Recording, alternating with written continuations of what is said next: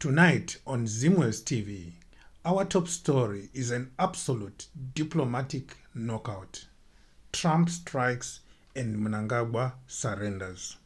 While other nations prepare to retaliate, Zimbabwe decides to roll out the red carpet for US imports. No resistance, no negotiation, just pure unfiltered surrender. But before we take you to that trade train wreck, let's start where the real fight is.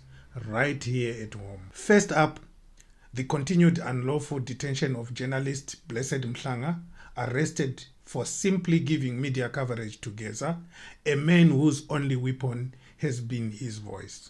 This is a clear warning shot from a regime afraid of free speech. Zimwaves TV stands in total support of Blessed, and so should every Zimbabwean who believes in free press. We are calling on you, yes, you, to support him morally, legally, and financially, because when they silence one journalist, they come for all of us next. Now, let's talk about the 98 heroes arrested during the M31 protests, the bold few who took to the streets when it mattered. As they sit behind bars, facing trumped-up charges, we must not sit comfortably behind our screens. These are the frontline defenders of our future, and if we abandon them, we may never earn another shot at change.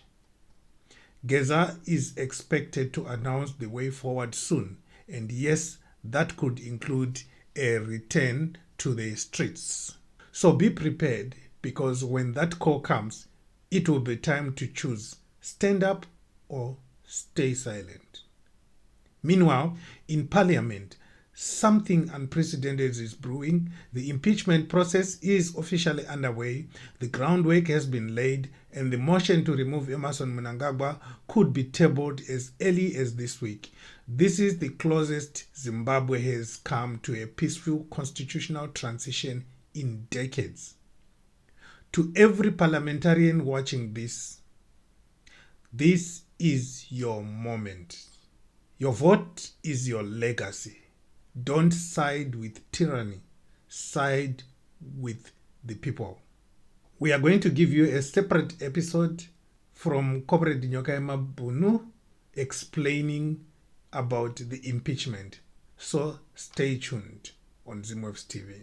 And now, the headline that has economists laughing and patriots cringing as Trump announced punishing tariffs on Zimbabwean exports.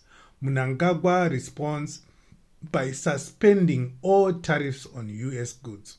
Yes, you heard that right. Mnangagwa has turned the national economy into a clearance cell. No countermeasure, no diplomacy, just total submission. Is this foreign policy or a desperate plea to be noticed? So let's dive into this latest circus act in Harare. President Emmerson Mnangagwa, the master of economic acrobatics, has just announced that Zimbabwe will suspend all tariffs on goods imported from the United States. Not reduce, not negotiate, suspend everything. Why?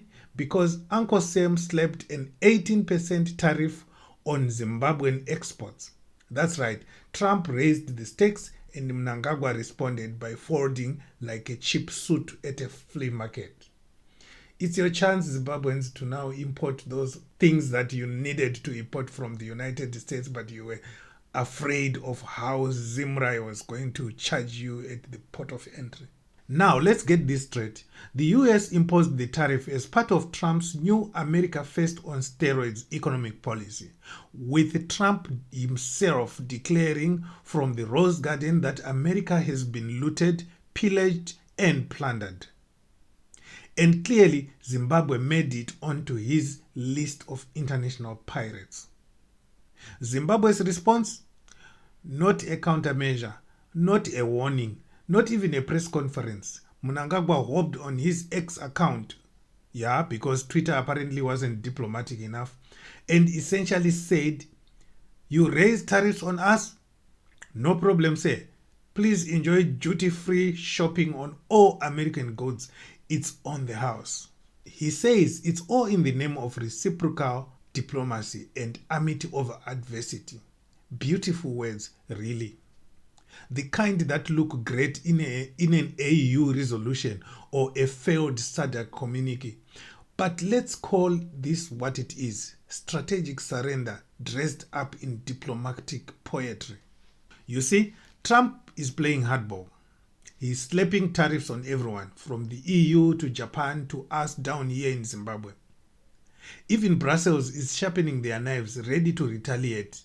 But Mnangagwa, he just offered the Americans a red carpet into a collapsing economy where shelves are already empty and the few remaining industries are gasping for air.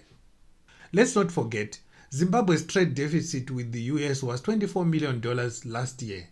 Our exports were a modest $67 million, mainly tobacco, ferroalloys, and sugar, all of which are now going to be taxed harder than your grandmother's pension payout. Meanwhile, US companies are now free to export to Zimbabwe with zero tariffs, meaning Harare will be flooded with American goods we can't afford, don't manufacture, and certainly don't need. And here is a kicker. This isn't even a negotiation. There is no sign that the US will consider its 18% tariffs on Zimbabwean goods. No tweet from Trump, no thank you from the State Department, no bilateral meeting on the horizon, nada.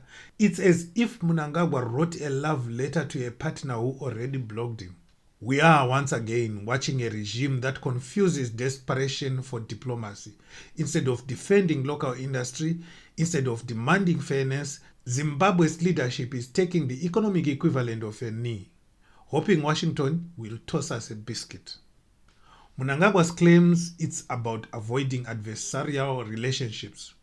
But how do you call a relationship mutually beneficial when one side is taxing your products and the other is giving theirs away for free? The truth is, this move isn't about diplomacy. It's about optics. It's about looking reasonable in the eyes of global players, while our local economy is slowly suffocating under the weight of inflation, corruption, and a government that has no idea how to protect national interests unless they are personal. So as we prepare to welcome American goods tariff-free, let's ask ourselves who benefits. Not the Zimbabwean farmer, not the small exporter, not the overtaxed citizen. It's multinational companies and a regime desperate to look relevant on the global scene. You see, these politicians went into business, and most of their businesses are exportation. And where do they export to? America, South Africa, China.